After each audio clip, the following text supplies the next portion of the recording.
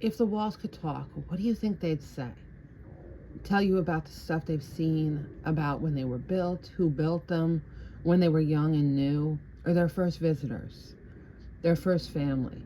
What stories would the walls tell you if they could speak? Would they be like people? They don't always remember or tell the whole story.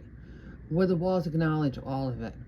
Think about hospital walls, prison walls, shelter walls, church walls, courtroom walls, interrogation walls, the walls of victims of violent crimes.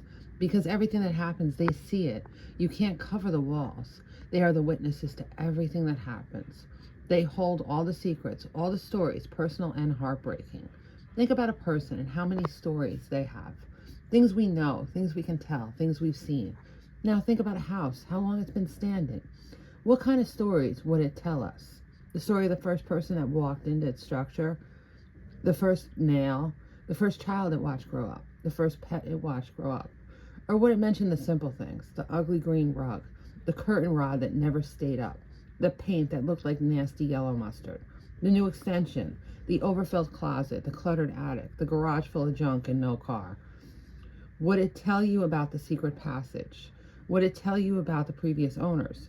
How one woman loved to read books out loud, how many stories and novels it was told, how one woman baked all the time and how the house always smelled so sweet, the loud music, the songs that's heard over the decades, the parties, the birthdays, the anniversaries, the deaths, the family reunions. Would it keep the bad, the personal to itself? The first time it saw someone cry, the first time it saw a person die, the first time it saw a pet die. Would it tell you about the mom who was postpartum, staying in bed all day, sleeping, and how the dad fell apart? Tell you about the husband who came home drunk and beat his family, or the family that locked the kid in the basement for disobeying? The time dad went out for milk and never came home, and how it watched the family fall apart and lose the house. How the sheriffs came in and dumped everything onto the lawn, right down to the last tack on the wall. Would it say all those things? Does it get upset to witness the horrors of its family?